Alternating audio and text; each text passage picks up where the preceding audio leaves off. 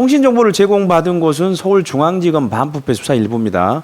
여기는 이제 강백신 부장검사가 지휘하는 곳이고요. 이곳은 이진동 기자도 조사받았던 곳이죠. 반부패 수사 일부. 그렇죠. 저희 압수수색을 했던 곳이기도 하고, 제가 압수수색이 이제 작년 12월 26일 날 했고, 네. 그리고 이제 조사는 1월 20 며칠쯤에 제가 받았었고요. 그리고 그 조사 받으면서, 이게 또 휴대폰 정보를 영장 범위 벗어났는데 휴대폰 정보를 전부 검찰 지네 서버에다 넣더라. 네. 그래서 저희들이 민간인 사찰로 고발까지 하지 않았습니까? 네. 뭐 검찰이 고발한 게 아니라 기사로 다 고발까지 하지 않았습니까? 네. 네, 마찬가지 사실 그것조차도 민간인 사찰이거든요. 휴대폰을 전부 털어가지고 그 검찰 서버에 넣어놓고 필요할 때 꺼내 본다고 하면 이거 사찰이지. 이게 사찰이 아니겠습니까? 그런데 이제 저뿐만 아니라 저한테 들켰지만 다른 주요 인사도 그렇게 했을 가능성이 높고 그리고 재판 기록을 통해서 그런 것들이 사실 확인이 됐었고요. 마찬가지로 이 통신 정보도 지금 이거를 이 무차별로 해가지고 이 정보를 수사에 국한적으로 쓰고 버리는지 아니면 다시 지넷이나 어디 통신망에 저장해 놓는지 이것도조차도 알 수가 없어요. 폐기에 대한 규정도 없습니다. 이것도 민주당 김용민 의원이 한번 지적을 했던 것 같아요. 폐기에 대한 규정이 없어요. 아니 그러면 혹시라도 뭐 쓰레기통에서 밖으로 유출됐을 경우에 그 수많은 사람들의 전화 정보가 다 유출되는 거 아니겠습니까, 사실은? 뭐 해킹을 당한다든가 그러면 다 유출이 되겠죠. 네, 물론 본인들이 이제 네. 그 파쇄기에서 파쇄한다라고 얘기를 하겠지만요. 아무튼 반부패 수사 일부라면 이제 신앙님 김만배 대화록 사건, 검찰에서는 이걸 이제 대선 개입 여론 조작 사건이라고 부르는 사건인데 실질적으로는 윤석열 대통령 명예훼손 사건이죠, 사실은. 그러니까 명예훼손 사건도 아니고 저는 소위 말하면 검찰이 오히려 검찰의 어떤 조작 사건이라고 봐요. 네. 예. 아니, 윤석열 대통령이 이제 대통령은 어떤 대통령 최고 권력기관 아닙니까? 대통령이. 충분히 대선 후보인 자격이 대선 후보일 때도 마찬가지고 대통령일 때도 마찬가지고 언론에 대한 비판에 대해서는 무한대로 열려 있는 자리거든요. 대선 후보나 대통령이라는 자리가. 그런데 대선 후보일 때 언론들에서 아까 말씀드렸던 부산저축은행 부실 수사 의혹을 보도를 했단 말이에요. 이걸 가지고 지금 명예훼손이라고 하는데 명예훼손이 아니거든요, 사실은. 나중에 이제 재판 가서 보면 알겠지만. 그리고 또 하나는 검찰이 이게 수사권이 명예훼손은 수사권이 없지 않습니까? 근데 이걸 대장동 수사하고 연관지어가지고 김만배하고 관련이 됐다 그래가지고 관련 사건으로 해고 자기들이 수사를 하는 거거든요.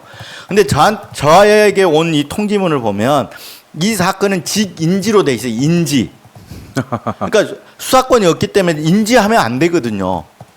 만약에 이게 수사가 돼야 되겠다 하면 경찰에 넘겨줘야죠. 그래서 수사권 없는 수사를 하고 있다라는 거죠.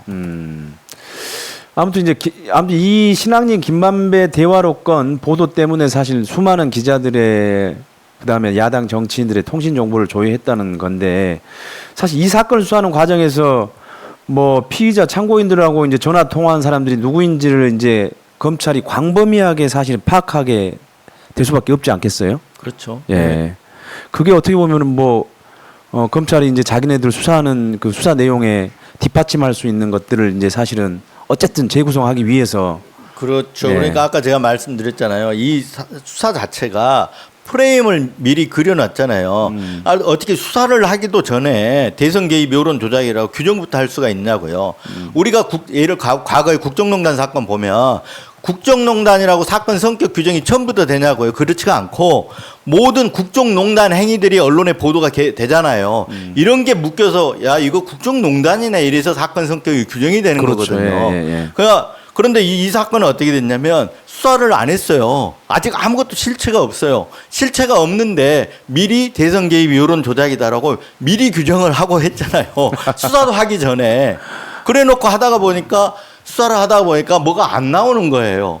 그러면 대선 개입 여론 조작을 하려고 그러면 어떤 정치적 조작이라는 거에는 항상 정치적 목적을 의미하는 거잖아요. 그렇죠. 목적이 있는 거잖아요. 조작이라는 거는. 근데 하다가 보니까 없어요. 이게 드러난 실체가 없으니까 목적하고 연결시키기 위해서 조작이라고 하는 목적, 그 목적과 연결시키기 위해서 자꾸 정치적 목적이 있는 듯이 민주당 쪽하고 이재명 쪽하고 연결시키려고 하는 거예요. 그래서 전화번호에서 막 이재명을 찾고 민주당 의원들을 찾고 하는 거예요. 그렇기 때문에 막 뒤지는 거지. 안 그러면 이렇게 수사할 이유가 없어요.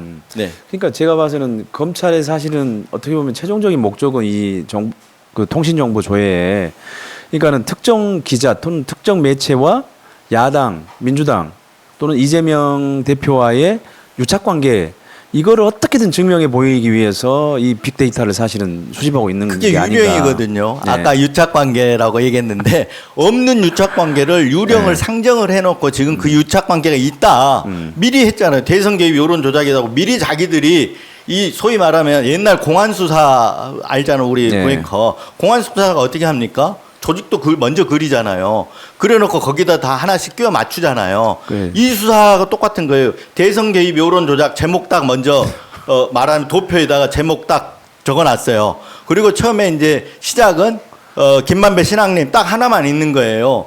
그럼 여기서부터 이걸 대선 개입 여론 조작으로 하려고 그러면 옆에 찍어가지고 김만배하고 뉴스버스 동그라미 치고 이진동하고 또 뭐 경향신문 딱 해서 이렇게 만들어 가는 거거든요. 없는 사실을 만들어 이렇게 그려 놓은 다음에 그 다음에 이걸 연결선을 잡으려 그러면 거기에 사람을 어떤 공통적인 사람을 넣어야 되잖아요.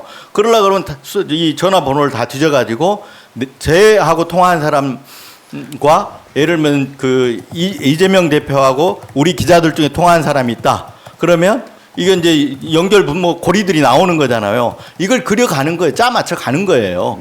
그렇게 수사를 한다고 지금 보고 있습니다. 그러니까 이제 이런 검찰의 의도를 이제 이 기자님은 아주 정확하게 파악하고 있어서 검찰이 볼 때는 역시 이진동은 우리의 타깃이다 이렇게 더 생각할 수 있겠네요. 너무 정확하게 알고 있기 때문에. 근데 나오는 게 없잖아요. 아니 그런 일이 없었기 때문에 나올 일이 전혀 없고 그리고 그 당시에 2021년 9월 무렵에 대장동 사건이 처음 터졌을 때는 기자들이 김만배가 그 주요 인물이었잖아요. 뜨거워 가장 핫한 인물이었단 말이에요. 김만배랑 통화하고 김만배한테 취재하고 김만배 주변 사람들 이게 기자들의 가장 김만배한테 달라붙었고 그때 기자들이 제일 주요하게 할 일이었어요. 그래서 많은 기자들이 김만배하고 연락을 했어요. 예. 그래서 아마 많은 기자들이 연락했던 기자들이 대부분 통신조회를 받았을 가능성이 있는 거죠. 그다음에 이제 제공 일자를 보면 올 1월 4일로 돼 있어요. 어떤 사람은 1월 5일로 돼 있는 사람도 있고요. 그러니까 이제 검찰이 저희들의 통신 정보를 제공받은 날짜가 1월 4일이나 5일이었다는 그 의미인 거죠.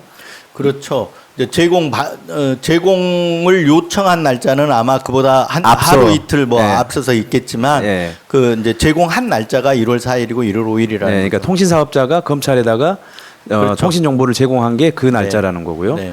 그러면 이게 거의 7개월이 지나서 통보를 해준 건데 이 법적으로 문제는 없습니까? 문제가 크죠. 네.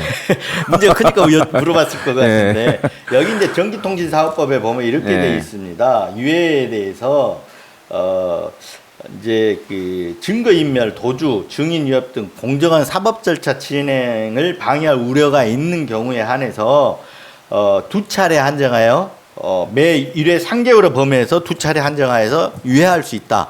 그러니까 3개월 범위 내에서 유예, 이걸 2차례니까 6개월 유예가 가능하다는 거잖아요. 네. 검찰은 이제 이 핑계를 대고 있거든요. 근데 예를 들면 그 지금 무차별적으로 해가지고 수천 명을 했는데 그 사람들이 무슨 증거인멸을 하고 도주 우려가 있고 없지 않습니까? 예. 그래서 그 말이 안 맞는 거거든요. 그러니까 가령 예를 들어서 저는 이제 피의자로 입건이 돼 있기 때문에 저에 대해서 이런 얘기를 한다. 그러면 뭐 고개를 끄덕일 사람도 있겠지만 무차별적으로 해놓고 전혀 터무니없는 사건과 일도 관련 없는 사람에 대해서 이 유예 요건을 적용을 했다. 이건 말이 안 맞는 거. 저는 위법하다고 봅니다. 왜냐하면 이 요건에 해당이 되지 않는 거는 하지 말라는 건 바로 즉시 통보해 달라는 거거든요. 그렇죠. 예. 근데 그 다른 사람들은 제 가족들은 뭐 그렇다 치고 제 고등학교 동문들은 저랑 거의 뭐 연락이 없는 동문들 같은 경우는 여기 해당이 안 되는 거거든요. 아니 근데 3개월 범위 안에서 2차례 가능하다고 하면 6개월인데 이걸 6개월 넘어섰잖아요, 사실은. 그러니까 이제 무슨 어떤 그 부분은 이제 모르죠. 이제 여기에 이제 또 보면 한국 그러니까 자기들이 직접 하는 게 아니라 정보통신진흥협회라는 곳에다가 이걸 의뢰 이게 대행하는 기관이에요. 아, 또 그렇게 있군요. 예, 여기에다 넘어가 가지고 오는데 기관들이 이제 있어서 그런지 어떤지는 조금 더 면밀하게 따져봐야 되지만 검찰이 직접 하는 게 아닙니다. 한국정보통신진흥협회다 대행하는 기관이 있습니다. 여기에 넘겨줘서 여기서 그걸 통지를 하게 돼 있습니다. 근데 뭐 아까 얘기했지만 그 예외 조항이라고 하는 게 뭐 국가 안전 보장을 위태롭게 할 경우, 피해자 생명이나 신체를 위협할 우려가 있는 경우, 증거 인멸 도주, 증인 위협의 우려가 있는 경우, 사건 관계인의 명예 사생활을 침해할 우려가 있는 경우, 조사를 방해할 우려가 있는 경우, 이제 이런 경우에만 통지를 그렇게 유예할 수 있도록 한 건데, 어쨌든 간에 7개월이나 늦게 이렇게 통보한 거는 결국은 만약 1월 달에 했다고 한다면 2월 달에 통보를 해주거나 뭐 3월 달에 통보를 해주거나 4월 달 전에는 통보를 첫 번째는 네. 해줄 수도 있었을 텐데 그 4월 총선 때문에 이게 늦춘 거 아니냐라고 이제 야당에서는 계속 주장을 하고 있어요. 그 야당 주장이 맞을 겁니다. 그 야당이 예. 주장하기 앞서 제가 분석 기사로 쓸 때도 그 내용을 넣었는데 예. 당연히 그 생각을 했을 거라고 봐요. 예. 왜냐하면 지금처럼 무더기로 지금 난리 났지 않습니까? 사찰 논란이 일고요. 난리가 났지 않습니까?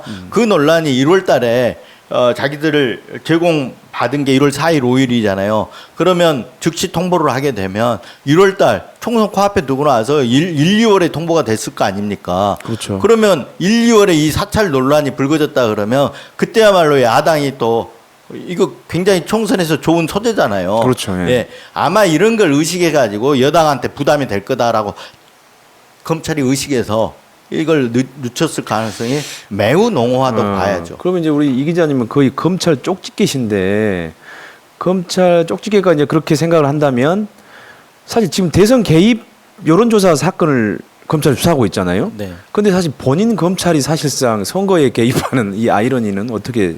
저희가 이제 그 대선 개입 여론 조작이라고 하잖아요. 저는 네. 이 사건을 어떻게 했냐면 제2의 고발 사주 사건이라고 본 거거든요. 제1 고발 사주 저희 뉴스버스가 고발한 것 중에 총선 앞두고 윤석열 검찰총장 등 윤석열 검찰총장이 있을 때 그 범죄정보기획관실 네. 있잖아요. 이 검찰총장의 어떤 선발 역할하는 네. 정보를 수집해서 네. 보고하는 수사정보정책관실 네. 여기서 고발해달라고 최강욱 황희석 의원을 고발해달라고 지금 국민의힘에다가 고발장을 전달해 준 게 고발 사주 사건 아닙니까? 네. 그런 총선 앞두고 나서 최강욱 황희석을 떨어뜨릴 목적 아닙니까? 이걸 한 건데 이번에는 어떻게 했냐면 이게 시작은 2023년 9월에 시작이 됐지만 이게 막 계속 불붙을 때는 올해 1월부터 불붙기 시작한 거예요. 1월 달에 지금 저거 받았잖아요. 네, 그렇죠. 1월부터 불붙기 시작했는데 총선 때 이걸 이용하려고 했다고 저는 보거든요. 아, 그러니까 총선 전에 어떤 대선 개입 그런 사실들에 대해서 대선 개입이 아니라 총선 개입. 그렇죠. 네. 근데 사건을 이거를 이제 진보 언론이라든가 이런 걸 발을 묶는 거 그리고 발을 묶고 언론을 통제하고 함으로써 이게 총선에 여권에 유리하게끔 작용하기 위한 수사를 해왔다고 저는 보고 있거든요. 이거 자체가 사실 총선 개입 검찰 수사에서 조작이죠. 근데 만약에 진짜로 총선 전에 어떤 중요한 사실이 수사 과정에서 발견됐다고 하면은 이미 피의 사실 공표를 거의 구조적으로 하고 있는 검찰에서 이미 흘렸을 거고 당연히 이제 총선에 영향을 미쳤을 수도 있겠죠. 근데 그런 게 없던 걸로 보면은 근데 그거 알아야죠. 그 당시에 1월 25일 날 제가 들어가 가서 수사 받고 네. 나와가지고 그 검찰이 민간인 사찰 부분을 뉴스버스가 보도한 게 3월 21일인가 돼요. 3월 20일인가 3월 총과 언제 됩니다. 예. 한 달 정도 취재를 해가지고 보도를 했잖아요. 검찰이 그것 때문에 저는 못했을 가능성이 높다고 보거든요. 그 디넷이라는 게 뭐냐면 들켜버렸군요. 민간인 사찰을 하는 거잖아요. 그러니까 오히려 검찰이 이걸 들켰다기보다 자기를 방어해야 될 상황이 된 거예요. 공격할 상황이 된 게 아니라 불법 사찰한 거잖아요. 남의 휴대폰들 갖다가 몰래 저장해 놨다가 언제 써먹으려고 하다가 저장시켜 놓은 게 들켰단 말이에요. 그래서 총선 개입을 저는 못했다고 보는 거거든요. 그렇지 않았다 그러면 이 사건을 총선 전에 우려먹었을 가능성이 있다. 저는 이렇게 보는 거죠. 이거 약간 브레이크가 걸린 셈이군요. 네. 예. 근데 윤석열 대통령은 대선 후보 시절에 고발 사주 사건으로 공수처 수사를 받을 때 공수처의 통신자료 조회를 사찰로 규정하고 언론 탄압이다 이렇게 규정을 했어요. 네. 그러니까 이거는 뭐 좀 침소봉대된 상황이라고 봐야죠. 왜 그러냐면 공수처가 통화 내역 조회를 한 게 아니고 통화 내역 윤석열 징계 사건 때 이미 네. 감찰 때 이미 통화 내역들이 다 나와 있었잖아요. 네. 그러면 그 통화 내역에 대해서 공수처는 수사하기 위해서 아마 비슷하게 가입자 정보를 요청을 했을 거랍니다. 그러니까 수사상 필요에 의해서 이 가입자 정보를 요청할 수가 있어요. 이게 수사 대상자를 주변을 좀 파악하려고 하면 가입자 정보가 필요하잖아요. 그렇죠, 그렇죠. 예. 그거는 뭐 인정을 하는데 지금 이런 것처럼 무차별적으로 하지는 않은 거거든요. 윤석열 대통령이 수사 대상 피의자로 입건이 됐었잖아요. 그때 공수처에. 네. 그럼 수사하기 위해서 주변을 수사하는 거는 어느 정도 맞는 거죠. 침소봉대할 일은 아니라는 거죠. 네. 근데 지금은 어떻습니까? 관련 없는 사람이 무더기로 지금 다 하잖아요. 그러니까 통화 내역 1년치를 갖다가 싸그리 넣어가지고 시기 특정이라든가 뭐 어떤 횟수 특정 없이 싹을 했다. 이거야말로 사찰인 거죠. 그러니까 그 부분을 좀 우리 그 시청자분들이 좀 명확하게 좀 입력을 해야 될 것 같아요. 그러니까 이제 단순 정보가 아니라고 하는 거. 이게 이제 규정이 명확하지 않다 보니까 네. 사찰의 범위를 어디까지 보면 사찰이 어디까지 하면 사찰이 아니냐 이렇게 볼 수 있잖아요. 네네. 근데 그 당시에 예를 들어서 윤석열 대통령이 고발 사주 사건을 수사하면서 고발 사주 사건의 피의자로 입건된 사람 윤석열, 한동훈 다 피의자 입건이 됐었거든요. 그럼 그 주변에 대해서 뭐 볼 수는 있는 거거든요. 근데 지금처럼 그 주변보다 훨씬 광범위하게 무차별적으로 뒤졌냐 그렇게 했다고 그러면 사찰이 될 수 있죠. 근데 그 당시에 보면 그건 아니잖아요. 그렇죠. 윤석열 대통령 주변만 한 거란 말이에요, 공수처가. 근데 그걸 가지고 사찰이라고 할 수는 없는 거거든요. 그러니까 한마디로 윤석열 대통령 수사할 때와 지금 뭐 이 기자님뿐만이 아니고 봉지욱 기자 등등 뉴스타파 기자들을 조사하는 것 갖고는 완전히 천양지차드네요. 그러니까 이 사찰이라고 볼 수 있는 게 뭐냐면 무차별로 했느냐 안 했느냐 굉장히 중요한 거죠. 그러니까 시기 특정을 하고 특정 전화번호에 대해서만 했다. 시기 특정을 하고 이건 수사 절차라고 볼 수가 있죠. 근데 이런 것 같아요. 지금 같은 경우는 완전히 무차별적이잖아요. 전혀 관련 없는 사람들이 포괄적으로 다 들어가 있는 거거든요. 그렇죠. 예. 네. 그러면 뭐냐면 다른 목적이 있는 거 아니냐라는 거죠. 수사 목적이 아니라. 예. 아까 말씀드렸지만 그 통화 내역과 이 가입자 정보를 결합시키면 언론의 취재원들이 뭔지 다 나오잖아요. 네. 그래서 제가 그때 저희가 압수수색 당한 포렌식 과정에서 압수수색 당하고 나서 포렌식 과정에서 고발 사주 사건 관련된 내용도 압수해 가더라는 거예요. 전혀 관련이 없는데도 불구하고. 그런데 그 정보와 통화 내역과 이 통신 가입자 정보 이런 것들을 다 결합시키면 어떻게 되겠습니다. 고발 사주 사건에 대한 취재원들이 누구인지 어떤 취재 과정을 거쳤는지가 다 드러날 수 있잖아요.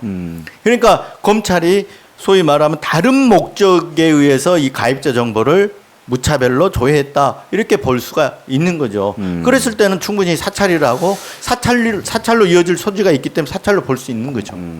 그러니까 그런 우려가 있는 이런 무차별 그 통신 정보의 조회는 이제 민주주의와 인권을 아주 심각하게 퇴행시킬 수 있는데 어떻게 대응을 해야 된다고 보십니까?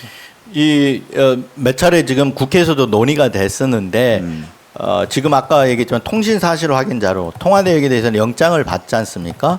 마찬가지로 통화 내역에 대해서는 영장을 받는데 통화 내역이 그게 유의미한 정보가 되려 그러면 누군지를 알아야 되잖아요. 그렇죠. 예. 그럼 가입자 정보를 반드시 받아야 돼요. 그렇죠. 그래야 그거를 결합을 시켜야 누구랑 얼마나 통화하고 얼마나 장시간 통화하고 어느 정도 통화하고 이런 것들이 나오잖아요.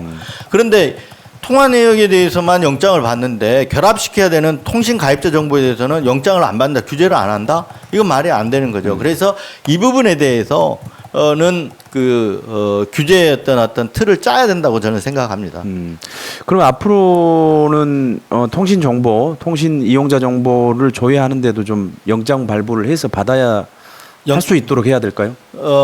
영장을 발부받거나 아니면 지금보다 지금은 검사 도장 한 장으로 수백 개, 수천 개씩 하지 않습니까?